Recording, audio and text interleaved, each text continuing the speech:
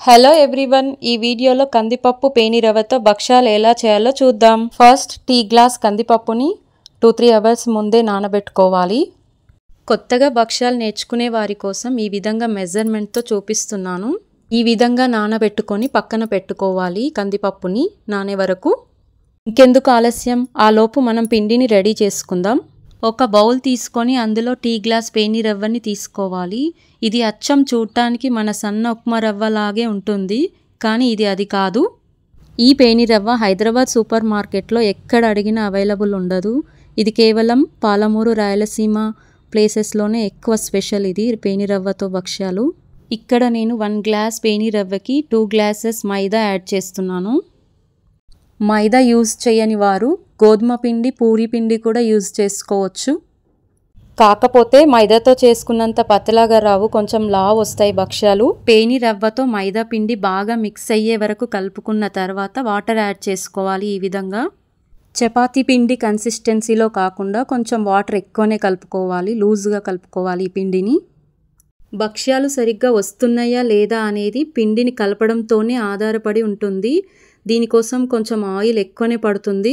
2 spoons oil వేసుకొని పేనిరవ్వ మైదా బాగా కలిసే వరకు కలుపుకున్న తర్వాత ఒక 1 అవర్ రెస్ట్లో ఉంచాలి. ఈ పిండిని చాలా బాగా వస్తాయి అప్పుడు భక్ష్యాలు. ఈ విధంగా మూత పెట్టుకొని పక్కన పెట్టుకోవాలి. పూర్ణం ప్రాసెస్లోకి వెళ్దాం ఇప్పుడు. నానబెట్టుకున్న కందిపప్పులో కొంచెం ఆయిల్ వేసుకొని డైరెక్ట్గానే స్టవ్ మీద పెట్టుకోవాలి. ప్రెషర్ కుక్కర్ కూడా అవసరం లేదు.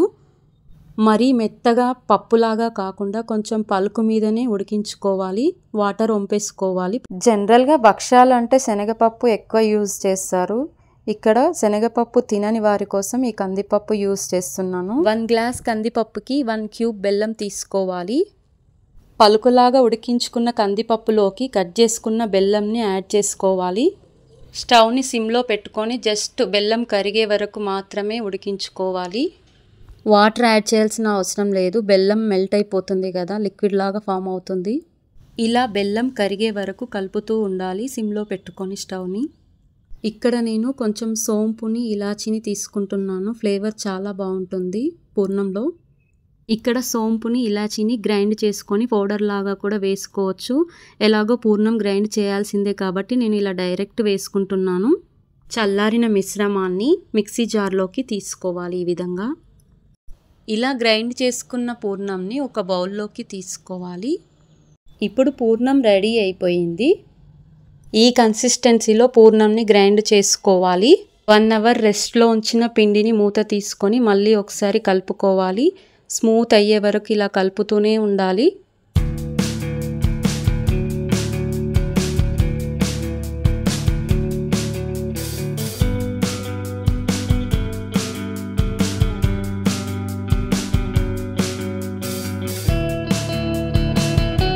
భక్ష్యాలకి సపరేట్గా ఒక కవర్ ఉంటుంది. దీన్ని ఓపెన్ చేసి రివర్స్ ఒక్కసారి రోల్ చేసుకుంటే ప్లెయిన్ అవుతుంది. ఇలాంటి కవర్ లేకపోయినా ఆయిల్ ప్యాకెట్ కవర్ కూడా యూజ్ చేసుకోవచ్చు. ఇక్కడ స్టెప్ బై స్టెప్ పిండిలో పూర్ణం ఎలా పెట్టాలో చూడండి.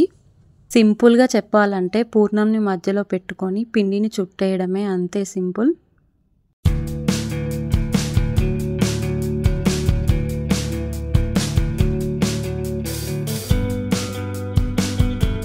భక్ష్యాల కవర్ తీసుకొని ఆయిల్ వేసుకొని పిండిని ఇలా స్ప్రెడ్ చేస్తూ ఉండాలి.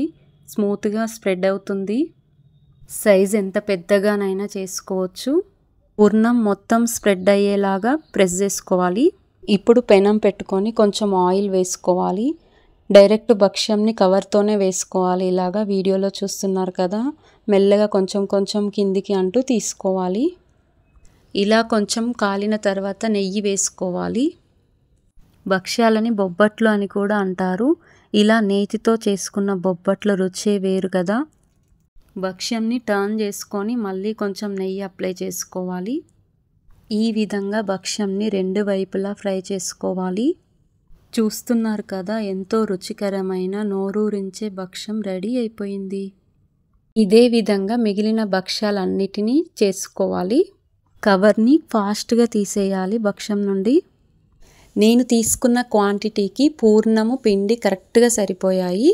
భక్ష్యాల కవర్ 1 టైం మాత్రమే యూజ్ అవుతుంది, యూజ్ అండ్ త్రో. నేను తీసుకున్న పిండి క్వాంటిటీకి పూర్ణం క్వాంటిటీకి నాకు కరెక్ట్గా 11 భక్ష్యాలు అయ్యాయి. నేను చేసిన భక్ష్యాలు ఎలా ఉన్నాయో కామెంట్ చేయండి. అలాగే మీకు ఏ విధమైన రెసిపీస్ కావాలో కూడా కామెంట్ చేయండి.